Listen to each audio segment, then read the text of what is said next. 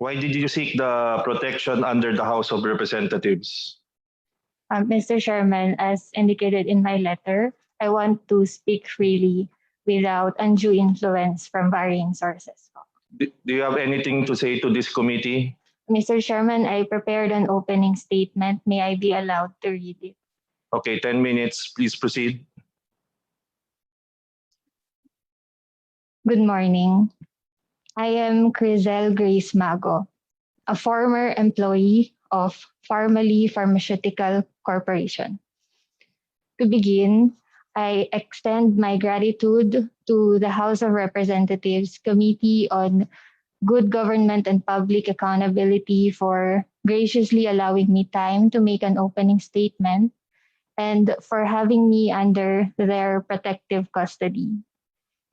I am here to address a few points. First, I confirm that the official statement dated 28th of September 2021 was issued by me. I apologize for going off the radar for a few days. I simply needed time to breathe and to process everything that had just transpired. I also extend my gratitude to all those who expressed concern over my safety and well-being. I am here, I am alive, and I am safe. Thank you very much. Let me also share a few sentiments that I have harbored for quite some time.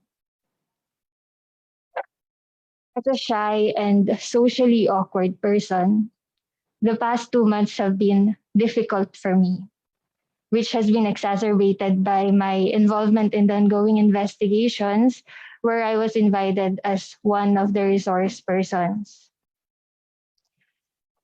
While testifying before the Senate Blue Ribbon Committee last September 13, 2021, I was questioned about the specifics of pharmally's first contract with PSDBM. It was extremely traumatic for me.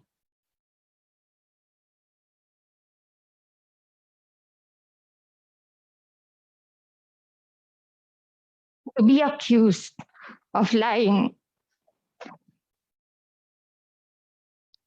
and threatened with contempt.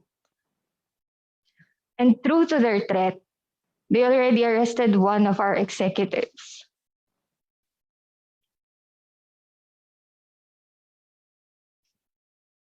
Personally, I was perplexed on how I could be perceived as a liar when I was simply answering questions directly based on the information that was reflected on our records, and I even willingly submitted the documents upon request.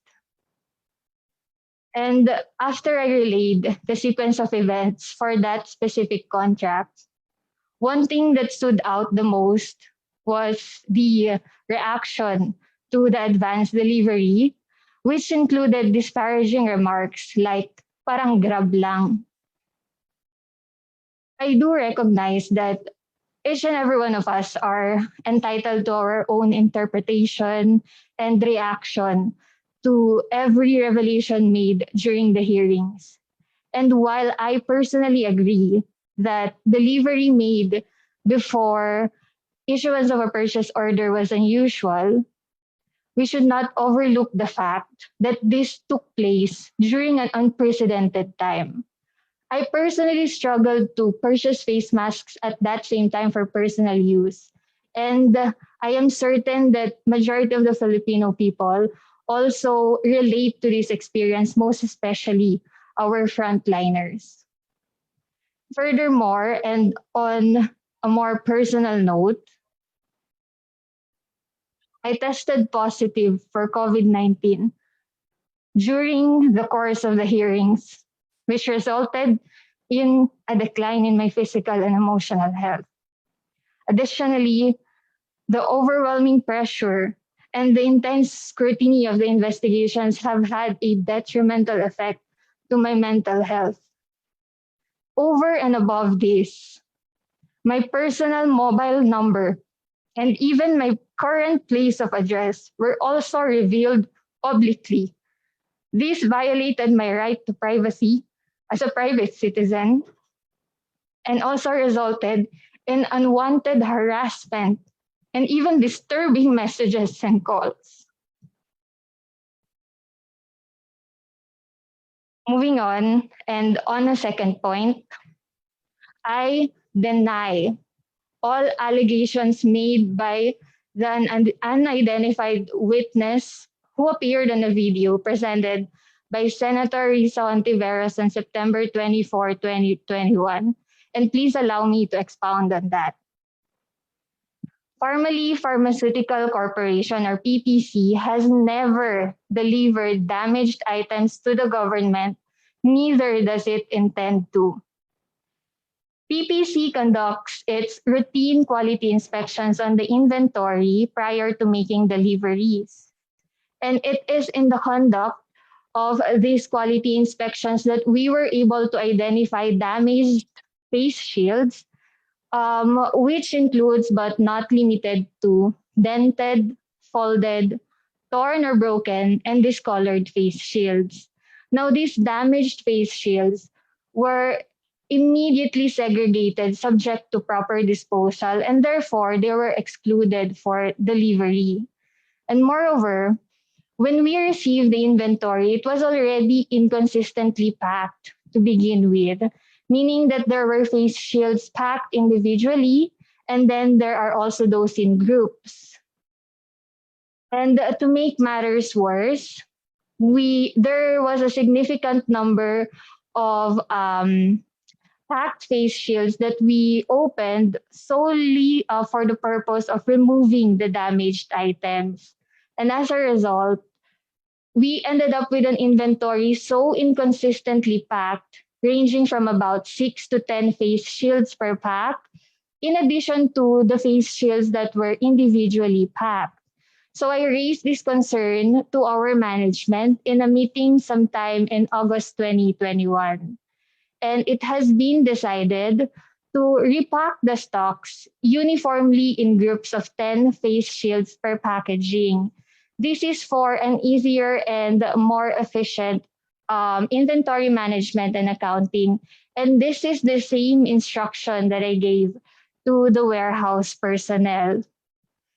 And in the course of the repacking, the face shields, the packaging which had broken quantities were merged together to form 10 pieces per packaging. And in the conduct of the repacking, the product certificates got mixed up and some were subsequently discarded because the staff only needed to put one product certificate per packaging. So to further clarify, the face shields required by the Department of Health for this specific contract are non-medical grade face shields, and this is also stated in the technical specifications. Third point, regarding my previous testimonies on the questions pertaining to swindling the government, I do admit that it was a pressured response. Given the amount of pressure that I was under at that time, and even the rush of emotions associated with the allegations made and my subsequent admission, I was not in the proper frame of mind to think clearly. At that time, to be honest, what I considered was the fact that we already delivered a portion of these face shields containing the mixed product certificates to the Department of Health. But after the Senate hearing and after I evaluated my answers or my testimonies, I realized that the face shields that we partially delivered to the Department of Health have not been inspected. Hindi pa po siya na-inspect and na-accept ng Department of Health. So hindi pa rin po siya na-allocate and distribute sa mga end users. And in addition, wala pong natanggap na bayad ang pharmally from the Department of Health for this partial delivery. So I hope that this clarifies the situation. Finally, in light of the information presented, I thank you for your time and interest, and I welcome any questions that you may have. Thank you, Mr. Chairman.